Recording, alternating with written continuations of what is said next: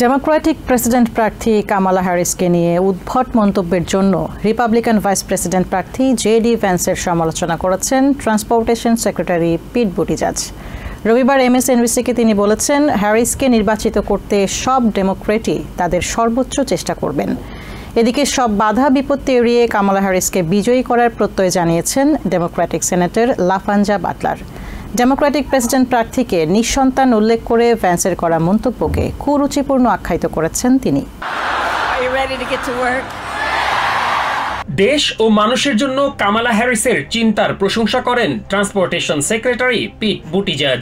বিশেষ করে নারী ও কৃষ্ণাঙ্গদের অধিকারের বিষয়ে তার পরিকল্পনা বাস্তবায়নে কামালার পাশে থাকতে সবার প্রতি আহ্বান জানান তিনি। এ সময় নিঃসন্তান থাকার কারণে কামালা হ্যারিসকে নিয়ে করা জেডি ভ্যান্সের মন্তব্যের সমালোচনা করেন পিট বুটিজাজ। তার মতে, কারো সন্তান থাকা না থাকা নির্বাচনের কোনো শর্ত হতে পারে না।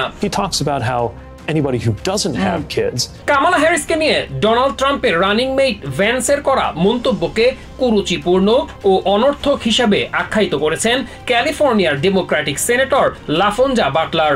তিনি মনে করেন, ভ্যান্সের এমন মন্তব্য কট্টর ডানপন্থী রিপাবলিকানদের চিন্তা চেতনার ফসল। কামালা হ্যারিসকে প্রেসিডেন্ট নির্বাচিত করে তার বিরুদ্ধে যত সমালোচনা রয়েছে এর জবাব দেওয়ার প্রতিশ্রুতি দেন সেনেটর বাটলার।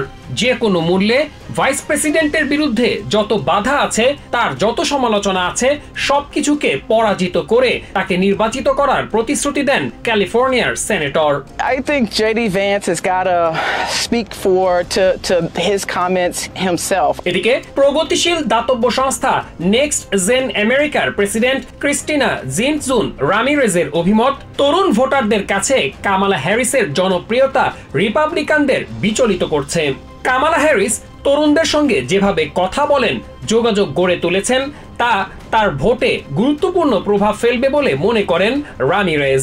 তরুণদের সমর্থনকে এক ধরনের শক্তি হিসেবে আখ্যায়িত করে একে নির্বাচনের অন্যতম গুরুত্বপূর্ণ প্রভাবক বলে মন্তব্য করেন নেক্সট জেন আমেরিকার president. This is the Gen Z millennials make up the largest generation. Masum Hasan, TVN 24 news desk.